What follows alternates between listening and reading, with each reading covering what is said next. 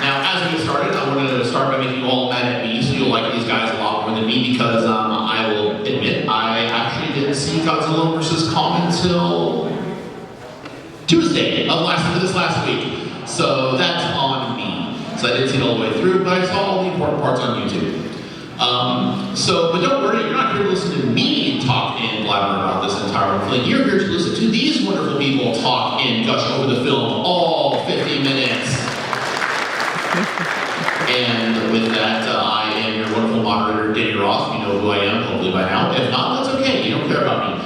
I'm going to let it go to these wonderful individuals to introduce themselves, and let's get cracking. Alright, hello everyone, my name is Crispino. Some of you may know me on Instagram as @KaijuJunkie. I'm really excited to do this. I'm Scrooge, and you pretty much know me as the guy with the hair, and that's all you really need to know. Hello everyone, my name is DuBose. I help out Paul Gavins in the Dojo Studios room at T-Fest. Been coming a long time. And I am also the director of the fan film Godzilla Battle Royale, if you've seen that. So I'd like to start us off here with a question to our wonderful panelists. Same way to start off every Godzilla movie discussion, I think is rather important. What are your guys' feelings, first impressions, and experiences watching what at the time was told to be the we got an emergency special guest here.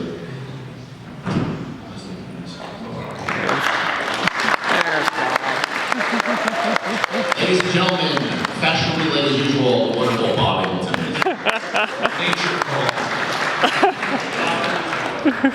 All right, Bob, we're just in time. I was going to ask, what were your guys' first general impressions, your first experiences watching at the time was, we were told, and expected to be the last movie in the Godzilla MonsterVerse, or at least the last MonsterVerse movie featuring Godzilla. Well, my first experience, my first impression. Whichever you wish. All right, what happened was, as you know, we got used to doing things like streaming movies. So it was on HBO Max, which was just kicking in, and it was my provider or something, but we'd go through 1/3 of the movie, and it would cut out, and you'd have to start it over or go back or whatever. But anyway, the first thing I thought was, I heard a lot about it. I knew that Legendary was taking these movies in a complete, almost a 180 from where it started in 2014. And I kind of figured, you know, they said, you know, King Kong vs. Godzilla, and people are going to be, you're the expert, who's going to win? And I said, I don't think it's going to be a draw because it's going to be a third force at work. And I was right, it was Mechagodzilla. And what I liked about it was, I kind of went into it knowing only what I'd seen in one of the trailers, and I had not seen a lot about it or heard a lot of story points on it. And for a while, they completely hid Kaylee Hoddle's identity for being in this film. On the sets in Australia, apparently they put like a little tent over her. When anybody from outside came by, she got this little tent stuck over her because she was like the surprise kind of breakout actress, being deaf-mute. I thought that it had each film had a different texture to it, and that film certainly did. And it took things in the direction of, we were really into now the super science. I saw a lot of nods back to the original Toho films in the 60s, including the axe in the mouth and then the Kong suspended on helicopters strings. And for me,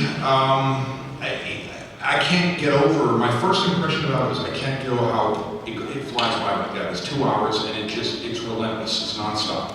And Adam Wingard has gone on record as saying he has enough footage for a 4-hour version, but and there were definitely reshoots and changes made to the movie just as the pandemic was kicking in. And that's what the big delay was from, I guess it was supposed to be out in 2020 or something like that, and there was a big delay in it, and that's, we can go into talking about that.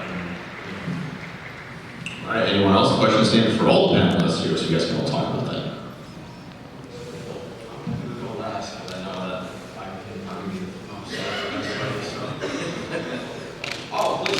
So, given the fact that there was a 4-hour version of the film, that'd be the greatest 4-hour nap I've ever taken in my life. See, in my opinion, while I got to enjoy the film at the drive-in where I live with my nephew, which was a very nice experience, I thought that the film was a complete mistake by Legendary to continue this trend of giving us half of what we need, which is big shiny monsters punching each other with extremely boring characters, underwritten scripts, and just a plot that is non-existent.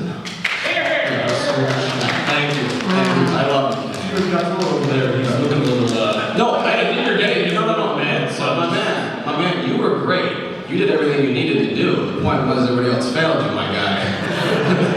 you did your job. The monsters, in my opinion, the monsters were cool. The fight scenes are great, but it's literally a movie about 3 fight scenes. It's, hey, let's fight here, cool, let's move it over there, and then one more right there. And shocker, Mechagodzilla, he's gonna come into the movie because reasons. And what reasons are those? We got a skull hiding in the basement, and some dude who's gonna die in like 5 minutes is gonna control it, but psych, that's not it either. And there's also a billionaire for some reason, because billionaires, you know, weird. I'm like, right, that makes sense. A lot of good talent in this movie, wasted. And it's like, for what reason? For nothing. For literally nothing. When I've seen time and time again the ability of people, either talented directors or becoming directors, taking things that are either more deemed silly by like modern audiences and turning it into something more substantial. And there's absolutely no reason with the budget that Legendary has to not do that and do it better. And so for me, I don't like being teased for no reason. So starting with 2014, I literally have fallen asleep watching 2014 multiple times. And I will gladly say that I will watch 1998 more than I will watch 2014. So, yeah, no, it's fine. You get the show. It's fine. I can understand, to clarify, the movie might be a little bit divisive depending on how you look at it, but I also think the movie has a lot of good things going for it. So, not to indulge in that too much, Nick and Billy both have to go now. For me, when I first saw this movie, I walked out of the theater not entirely satisfied, and I was a little shocked, and then I found out why. Because I was still, going into this movie, I was still naively thinking that the MonsterVerse could be as grounded in reality as 2014 was. Because you look at this movie, and even King of Monsters compared to 2014, it's like, 2014, you could, see that happening in the real world, and then fast forward to 2019, oh, we got this flying battleship, and underwater bases, oh, guess what, the Earth is hollow, and then fast forward to Godzilla vs. Kong, like, oh, we've got these hovercrafts, and we're gonna go into the hollow Earth, and then you look at 2014, it's just your typical military fights Godzilla movie. So going into it with that mindset, I was a little dissatisfied, but then I rewatched it, realizing that, all right, this is what the movie is. It's essentially a modern day Showa era film with all like the campy, wacky antics of the Hollow Earth and all that. And going into it with that mindset, I went with a rating of 6 out of 10, and that went up to about like a 7.5 out of 10. One of the things that they did was the film was changed. The film was changed in kind of, they had filmed something, of course, all this it's all super secret scripts, all this kind of stuff like that. And the original ending, allegedly, this is according to some of Daniel Lewis in the VFX industry, and it was filmed, and they did some effects to a point to where it was shown to a test audience, where they get everybody, they bring them into Warner Brothers, and you're going to see a movie, and you want to know what to think of it. And in the end of that movie, Godzilla was killed. And it was drained away, Mechagodzilla was draining away his radiation, his power. And essentially, somehow, there was another plot point that King Kong comes into it, and King Kong defeats Mechagodzilla, and then this and this and this happens, and it was a quite different ending. And when they screened it, okay, with the ending, and a lot of times when you see these screen films, it's not finished, it'll say effects here, or they'll put a placeholder in of something that's like an animatic, they call it an animatic, or even a storyboard. They'll put in like, this is what's gonna happen here. It didn't test out very good at all. And they went back and they flew back to Australia, I believe, where it was filmed, with most of the cast. Which is why if you look closely, Kaylee Cottle looks a little bit older at the end of the movie. That's because she was 9 when she first started it, and then she went back and she was like 11 or 12 when she finished it. And they had this other thing going on, and there was this. I mean, who saw some of the toy lines? There's this Mechagodzilla with the big. I remember those. Yeah, that was all supposed to be this thing that was harnessing Godzilla's power, and they've sort of redone it completely. Playmates has made it a whole different other legacy of it, but that's what the idea was. They would create this different sort of a very different ending, and try to end it because, of course, their use of Godzilla expired with that film. And then, of course, this film, straight out of the pandemic, it does really phenomenal, great at the box office, really great. I mean, it triggers, now they're doing, it's called Godzilla vs. Kong 2, working title, but it's to do with the son of Kong. That's the story that's going around. And then they're doing the MonsterVerse called Godzilla and the Titans, so they obviously got some usage back. Now there'll be an Apple TV thing coming up. And then, I mean, it's really interesting. I'm more interested in what this has done for Godzilla as popularity and the fans. And I'll be straight. It's like we started G-Fest. I remember back in the day when 150 people showed up to this thing in the 90s. And now we have 5,500. So something happened.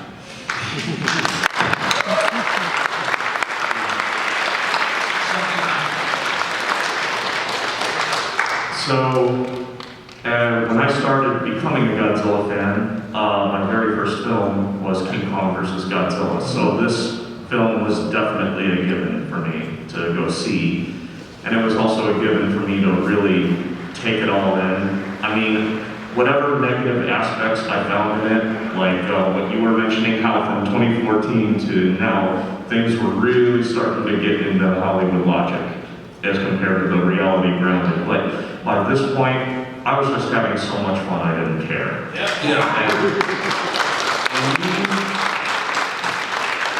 And here's the funny thing, like I'm also a pro wrestling fan. How many pro wrestling fans have we got out there? Here's an interesting fact that Adam Wingard had said in an interview. He pictured basically Godzilla being the Undertaker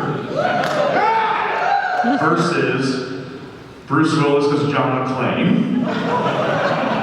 Now, as I read that tidbit, I'm like, I can definitely see that, and that would have been a very interesting fight had it actually been them. But yeah, I mean, what's not to like about it? It is one of the greatest fights I think we've ever seen in all the kaiju films. I'm not sure if I can sit through it and all of a sudden, or even be doing something else, like housework or doing something, and all of a sudden I come in, it's almost over, like that. You're thinking like, that's how fast that went. I mean, I've seen films where it's like letting paint dry, you know what I mean? But it's like, in fact, I let paint dry when I work, but when I go watch a movie. So then, from what I've heard is that the fight scenes are amazing, which they are. But everything else feels like paint drying. And all the good things that you mentioned, were all related to the monster fights, which are fantastic. So the point is why can't they also put that same time and energy and effort into the rest of the filmmaking process? Because I'm not surprised that the young lady who played the deaf girl aged in between filming, because I aged by the time the movie was over, having to deal with another pseudoscience sequence of someone blabbing about some nonsense because reasons, the script says reasons and logic, and oh, now we gotta be over here. I completely love the colors, the choreography, and the fights, and the designs and everything, but that's not good enough because you know what I can do? I can go on YouTube, or I can go and watch just the fight and be like, yeah, that was great, and then be done with it. The reason why we like these films is because they're rewatchable, and we love these because we watched them since we were kids. I'll go and see Mechagodzilla again after like the 100th time, but I am more than happy with not watching Kong vs. Godzilla except for the fights like ever again, because it bores the absolute heck out of me. Well, I'd actually give it to Godzilla vs. Mechagodzilla for the seventh thing, just because I thought, this is off the track, Mechagodzilla, I like the the previous one to it. It had the, Oh yeah, but my main is like rewatchability. The point is that I am fine with literally have watched 2014 King of the Monsters and Kong a couple times with some friends, by myself, and by the time I was done with my third or fourth viewing of it, I'm like, I'm done with this. I'm good. My point is, why can't I'm hearing up here is fights, monsters. That's great. So why can't it be fights, monsters, and the human element, the story elements all together? It's not too much to ask for.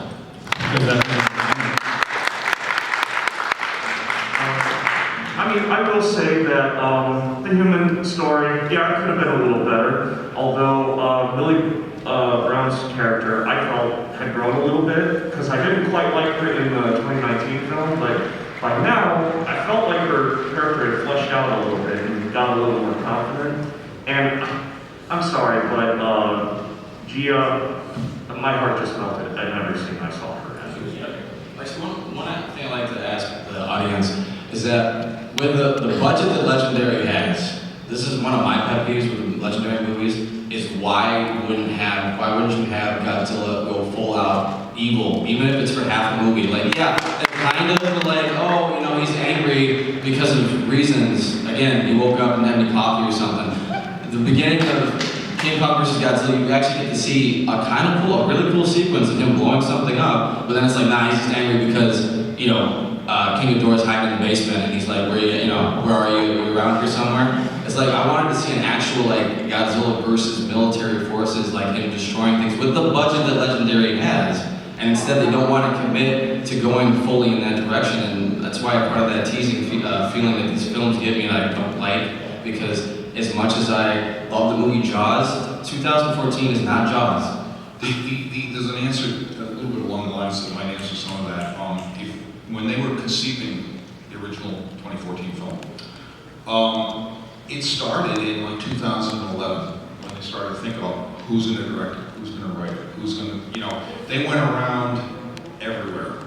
And at one point, and we all saw it, it's on YouTube, and it's what they call the Comic-Con trailer it's got the Robert Oppenheimer narration that his relatives didn't get permission, that had to be pulled for a while and something like that. Well, they put this throw-together trailer, Swizzler as they call it, for Comic-Con. And that was all based on, at that point, I guess it was Frank Darabont was involved with it.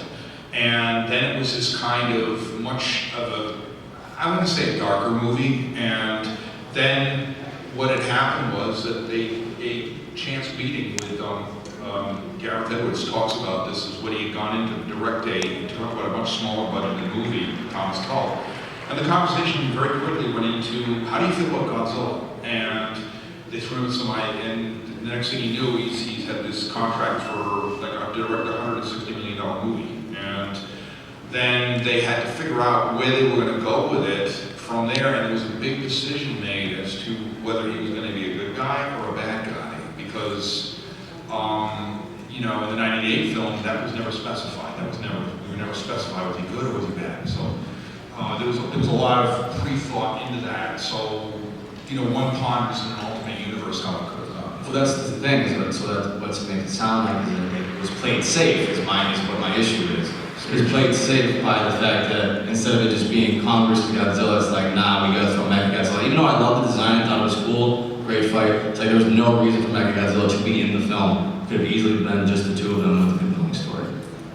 Scrooge, let me ask you a question. Did you like Shin Godzilla? I love Shin Godzilla. Do you think that Hollywood, in that movie, Godzilla is clearly the bad guy. Yeah. Do you think someone, when you mentioned Hollywood's trying to play it safe, they're too afraid to make a villain Godzilla because they're afraid it's not going to sell tickets? I think it's a combination of just people not knowing what to do with the source material because they really don't care ultimately, except for the fact that dollar signs come their way, in my opinion, because they just don't know what to do with it. That's why they're just like, oh, maybe what sells? Well, obviously toys, and the usual suspects always make the most money in their opinion, so that's why you got Mechagodzilla in it, and you got Kong and everybody else. And it's like, well, what sells is what's important to them. So I think it's just like the '98 is because you give people who don't really care about the source material. I don't know what Gareth Edwards says, but I don't really think he cared that much about Godzilla, to be honest. I think it was just an example of being professional. And and just saying like I'm gonna do the best I can with it, but my opinion wasn't that great. I did a great job for one, but you know, put more effort into that than I did Godzilla. So. Well, it came right down to, very honestly, when you're going into pitching projects to a major studio. He's a young director, very young, and his first film was a $50,000 movie called Monsters, if you can see that. And he did it all sort of on a prize that he won, money prize, and the deal was he had to make a movie, and he had a crew of 6. Anyway, the film got a lot of good critical reviews. And Thomas Tull and Legendary hadn't seen it, and he was talking about something much less highly budgeted. And they threw at him this, large budgeted film, and of course, a director like, first time out of the barn, you're going to get several $1 million to direct a movie, whatever his fee was. And, that's kind of hard to say no to, so it may have been what he, again. Right, did the best what he could, but that's the point, is that so we made Monsters on a small budget, so we had to produce a film with that budget, which he made very well. He was given a ton of money by Legendary to make literally Monsters with Godzilla, which Godzilla was barely in it. I mean, I'll never forget being in the theater with my G-bros, and here comes the airport scene, and I'm like, oh, here comes, and then But he did. news report, no fight scene, nothing. I'm sitting in the theater with my mouth open. I'm like, no, they just didn't do it. It's gonna come back. It's gonna come back. It's gonna come back. Literally, it's in the next scene, and they're talking like in the bedroom or whatever. Like, no, it's gonna come back. There's gonna be a fight. No fight. Nothing. I'd like to interject in here because a couple things to do bear in mind is yes, Darin Read was never a smaller budget, and even he has admitted multiple times that he was not used to having a massive, effective army behind him on Godzilla when he goes from a crew of 6 to a budget of $50,000 to a couple $100 million and a crew of 50,000. So it's kind of a bit jarring on that aspect. Now I want to reiterate here. Now I personally do kind of lean towards Scrooge on a couple of his points, and I do actually agree with some of the points about how enjoyable the movie is. I do like the honest participation, but I also want us to try and just remain up here civil with each other like we are, because be nice to each other. We're all G fans here. Now on that note, you mentioned Shin Godzilla. Of course, I do enjoy Shin Godzilla, as I'm sure many of us do, but also many of us do have problems with it.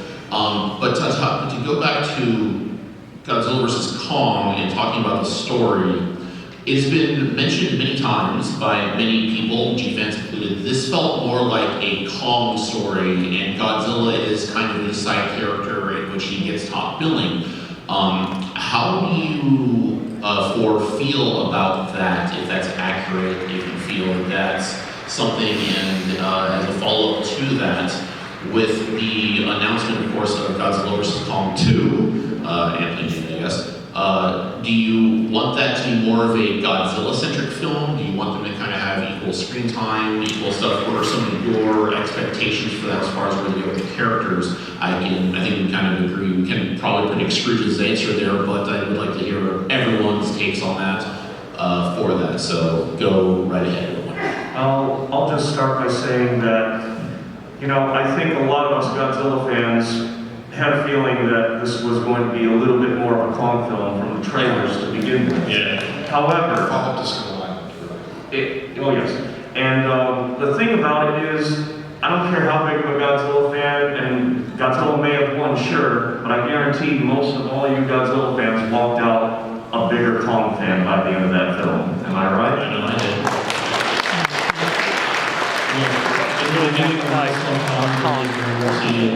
Yawn scratch his butt cheek. But It's funny. It's a guy thing. yeah. As far as the upcoming film, I agree with Bob Eggleton. I hope it's more a story about Son of Kong or basing it more on Kong, because it's about time for him to shine a little bit more. Well, they've got Kong. The deal is this, is that Godzilla will cost them a lot more in royalties. I mean, it's going to be a whole new deal with Toho. Kong is kind of their thing, and the way I saw the movie was that Godzilla won the battle, but Kong won the movie. And everybody said to me, who won? Like, who won?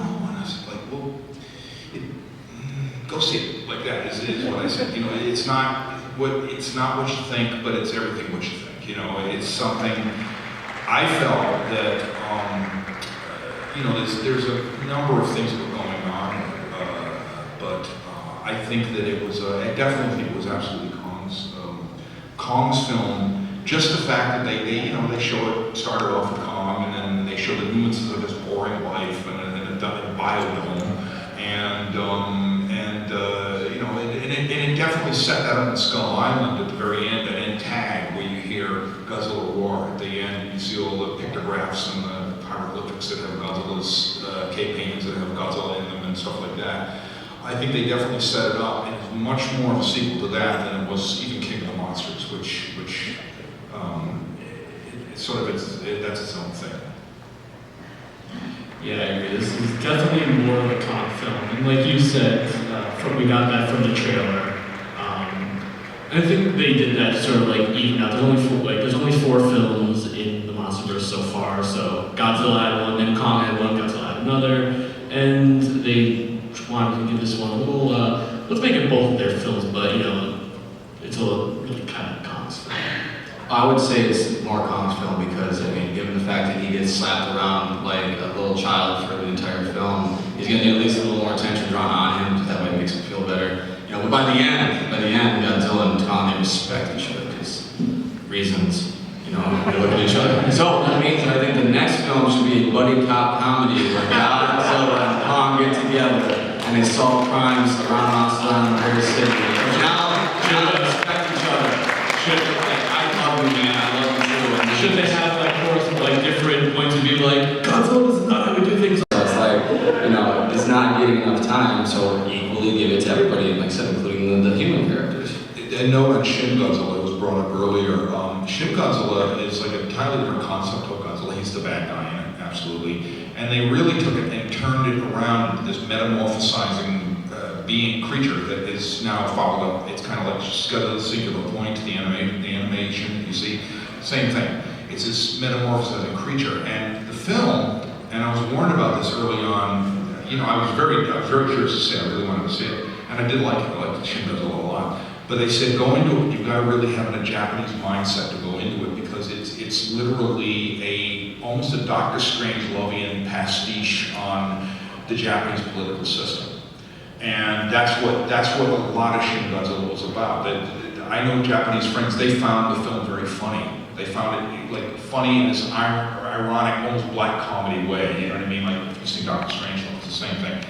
They find it funny in this way that this is how their politicians behave. This is how their things behave, and you've got this massive, unidentified force of nature coming in, and that's it. So maybe less about Godzilla, is more about their reaction to Godzilla. Well, that's probably that's why it suits the story, and then why it was something refreshing, because we hadn't gotten something like that in a long time, and or the way they did it was very impressive.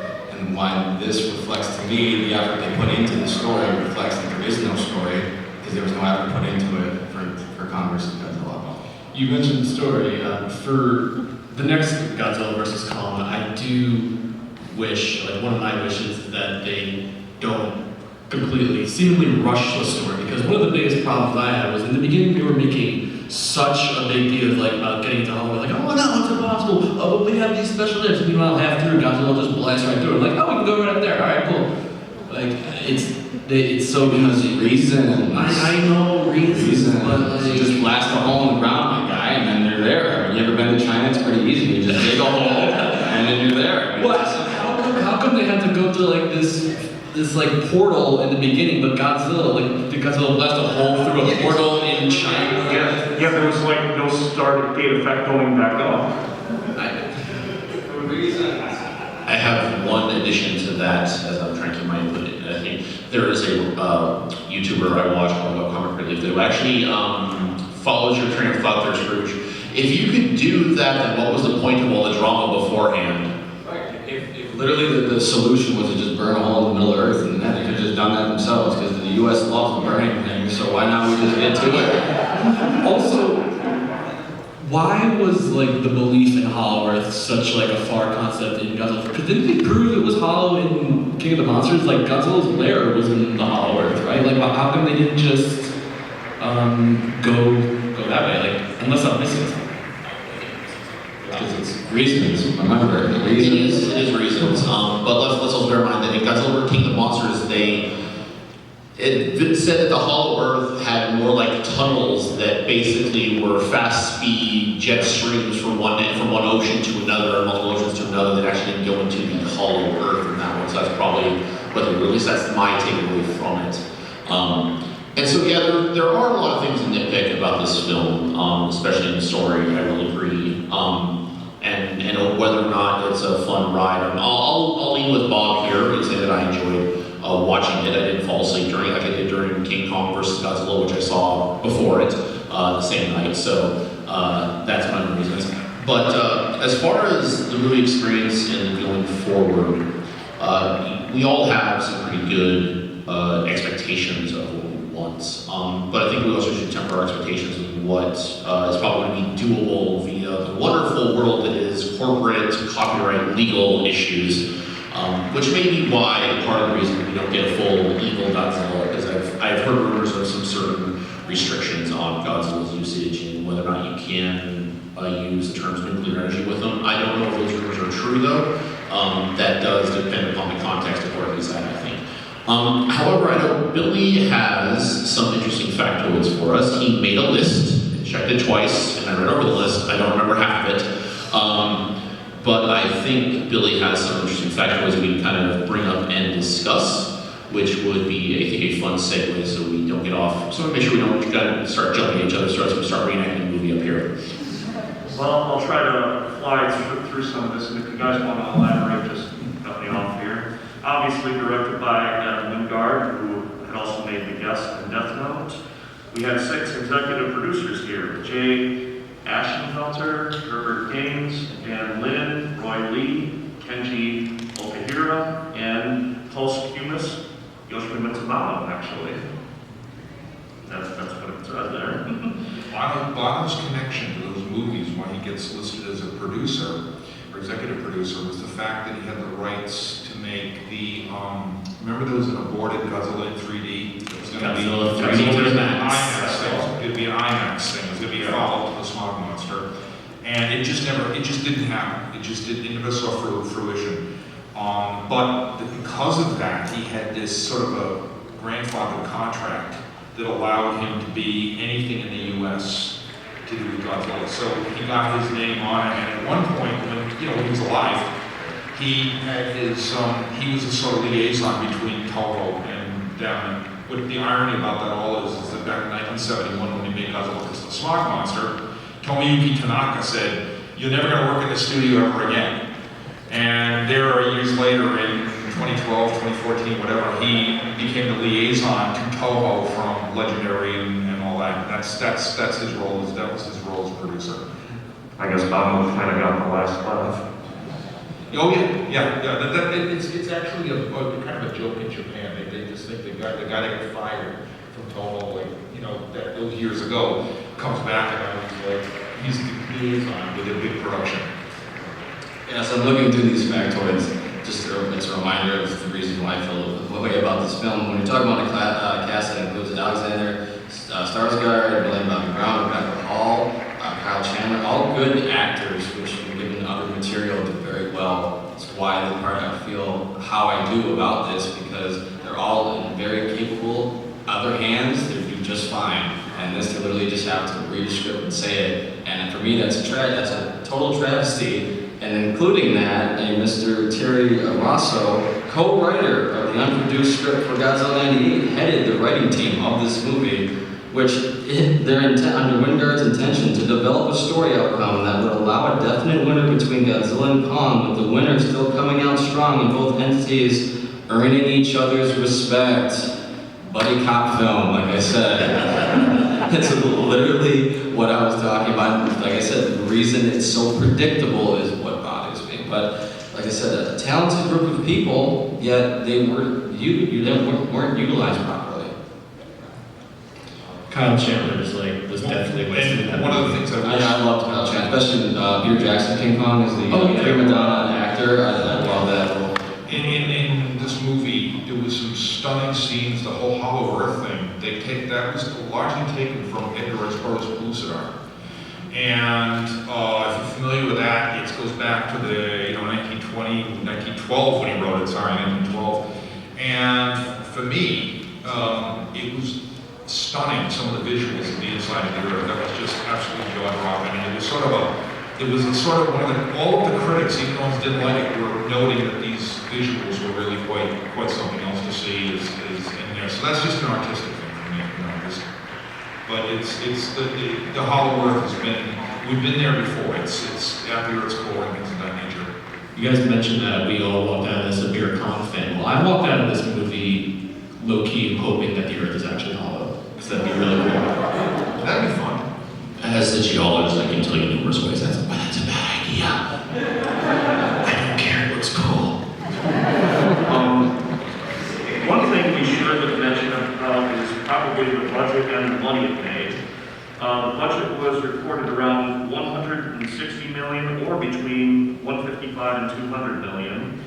Marketing was estimated at 70 million from Forbes. Legendary financed 120, and Warner Brothers about 40 million. And at the time, this was Warner Brothers' biggest trailer debut, garnering 25.6 million views in 24 hours on YouTube. And get this, Wikizilla.org had to go offline because of the over traffic flow that this. Oh, that's so funny. See, why am I not holding out for the Hollow Earth theory? Because we all know the Earth is flat. Duh. Second thing is that, but again, so these facts are cool because one, I love filmmaking, the process of filmmaking. The more you read about it, the more you really get into what actually, from start to finish goes into making a film, producing it, marketing for it. And then so you realize all that goes into it, and then you ask yourself, well, for what? Was it successful or not? In my opinion, you went and spent this much money on this film, you got this many views on this film, so you have that potential of an audience there. So utilize it to give you the best product, not a mixed, half and half, dairy creamer that is not the full thing. And so, but it's like, it's just ended up grossing $470 million worldwide, $369 million, nice, $369 million internationally, and $100 million domestically after a 12-week run. So think about it, after it could be anywhere from 155 to 200 million budget, 70 million on top of it, that means that this movie could have taken almost 250 to 300 million dollars to actually make it, produce, and distribute, and then it only made altogether 470 million, so it only really earned them a profit of about 150 million dollars. So when you start thinking in different terms, it's like you have the potential, you have all this money and this ability to utilize it, and that's what annoys me is that they don't. Well, They never do. One of the things that is stated about when you talk about Godzilla 98, people kind of, in our look back in history, a lot of people look and they say things like, oh, well, it was a box office failure. Actually, it was not. It cost 120 million to make, and that was doubled because in the middle of it, they asked Roland Emmerich and Dean Devlin to not use a guy in a suit who was like, we showed some slides that's in an earlier panel about Legendary Pictures, and they were actually had a guy walking around in a suit, and they said it looks like a guy in a suit. So they had to go back in January of '98 and create this so that doubled the budget. Well, anyway, the movie comes out and it earns 375 million worldwide. When you adjust it for inflation, it's 520 something million, which is just what Godzilla 2014 was. Fun fact, I think Godzilla 98 was the highest grossing American adaptation of a foreign film, only to be beaten by Godzilla 2014. However, if you account for inflation, like you just said, Godzilla 98 still made more, so it's technically still in the title. Correct me if I'm wrong. I do believe you are correct on that. That's how I'm grabbing the mic away from you. We are about 10 minutes from being done here, so I would like to open the panelists to questions from the audience. They will field your questions, and you can ask any question of any of the panelists. as well as maybe an individual panelist you feel like having a fist fight with. Please do not do that though, I'll have to you. Alright, so we'll just go down the line here. Let's start with Nick. Please line up over here to fight Scrooge. Let's not scan the rest of the phone battery, please. Alright, you right here.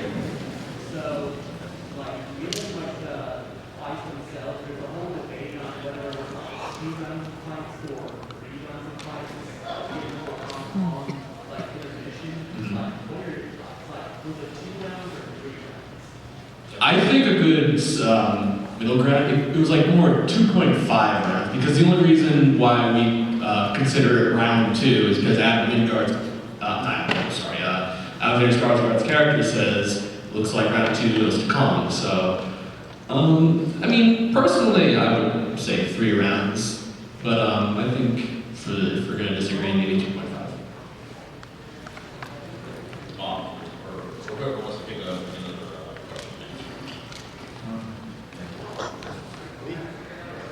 You sit down. You buddy. Yeah. Okay, so going back to reasons, a lot of what you find in the movies is that there is a lot of lore that can be found in either the books, because the bad guy's motivations, and this actually is in the Godzilla vs. Kong novelization. Walter Simmons' reason for wanting to take down Godzilla is basically his own ego, as well as the fact that his company helped build the oxygen destroyer.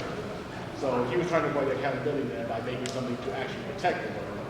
And Ren Serizawa's motivation was he viewed Godzilla as an older, bigger brother, and he was just trying to gain his father's love by proving himself better than him. See, okay, so again, this goes to my point though. So that was a novelization, you said, correct? Yes. So that fleshed out those ideas and themes that could have been in the film or could have been explained, but instead it becomes in a visual representation of film reasons, because that's all they say, the reasons. If you explain it to me like that in the film, that'd be different. We have a different discussion.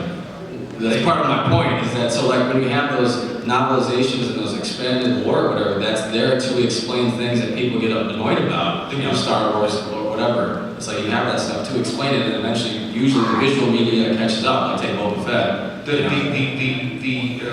Agreed. It fleshes it out more. And in fact, in the original script and the original novelization, Ren Serizawa, there's a lot more to him than just simply him sort of in a few scenes. There was a lot more to it, and that's where they were saying it was like a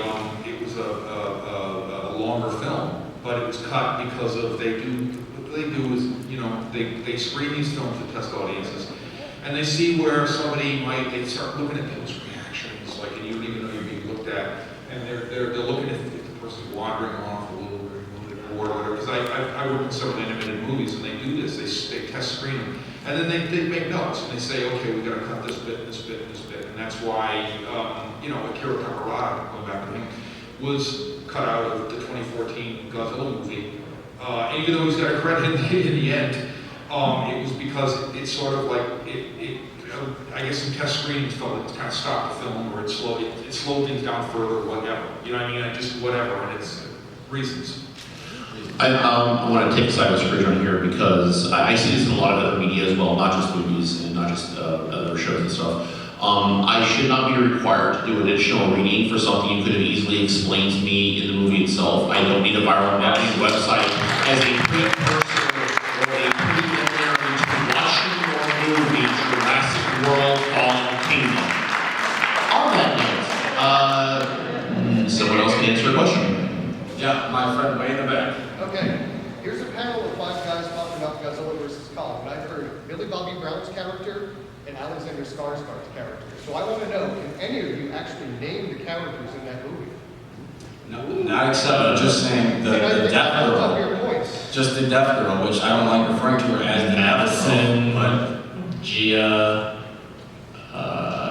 Nathan, Godzilla, Sato. I think that proves Scrooge as well. right, that's part of my point is like, we remember the characters of our show of Godzilla's case, those are our movies because if we watch one of the characters that we love. I don't think 20 years from now we'll be like, yo man, that character in Godzilla vs. Kong, I'm gonna be cosplaying as him someday.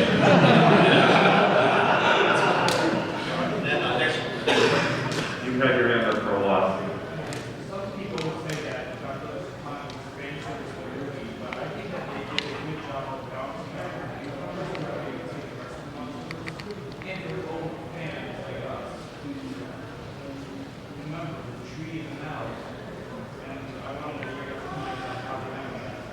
to agree with you on this one because, I mean, we can critique the film all we want. There's nothing against criticism because, you know, I deal with a lot of criticism with my fan film. And I've had to learn the hard way that, you know what, you have to take the good with the bad. But with Hollywood, they are thinking in terms of, they're not just thinking, oh, we gotta please every single G fan in this room. They're thinking the world. Right? G fandom is on the least bit of their concern right now. They want to make money.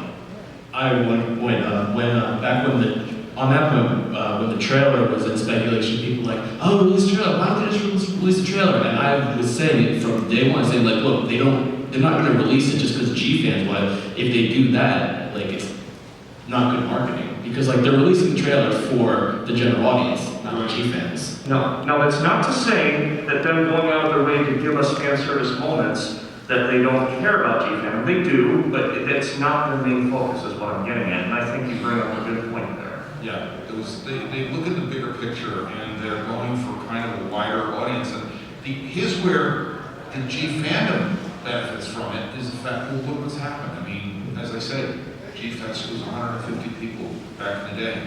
And then 2014 hits and holy gods. Yeah, you know, Godzilla, for better or worse. Godzilla is now big in popularity again. Enjoy it while it lasts. Yeah, no matter, you can say whatever you want about the MonsterVerse, one thing for certain, it definitely did bring about a new generation of people. It introduced a new generation to characters. There were Godzilla toys in Target. And there's some armor too.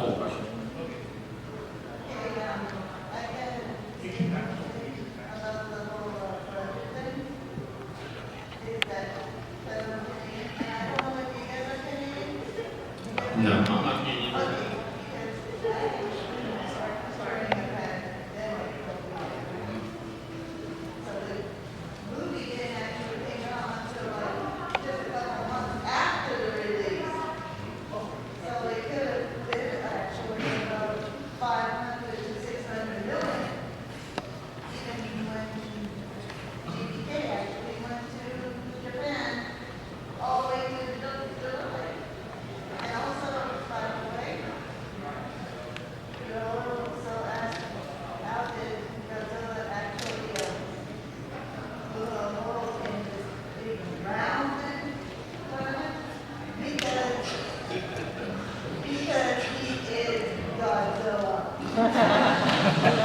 Because he is Godzilla is probably the best answer we'll have all day.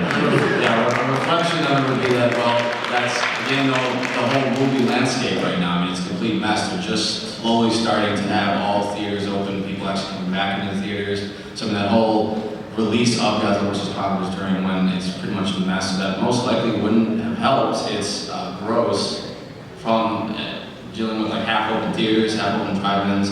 The whole, we can't talk about it now, but it's the whole thing, there was a distributing problem with trying to get it to Netflix. Netflix couldn't get it, Warner Bros. Was trying to do it, and then they got it. It was always crashing and stuff, so it was a whole mess. Yeah, they tried to, apparently the story is they tried to sell it to Netflix early on, and it didn't happen, but then we had what happened with the box office, and also taking into account DVD rental sales, things like that, that adds more sauce to the goose. The other thing to remember is that this film came out of the barn right at the time when we were seeing in the variant, the COVID thing, and everybody's kind of a little bit more safe, a little more going out. So they said, okay, let's open the theaters again. And in my area, you could rent a theater if you wanted for $200 and bring all your friends to see something. But it did that. I think a lot of that had something to do with that too. That it was right out. It was the first big picture right out of the barn. During we had this sort of a big slowdown. Okay, so unfortunately we are out of time. I would love to thank you all for being here and enjoying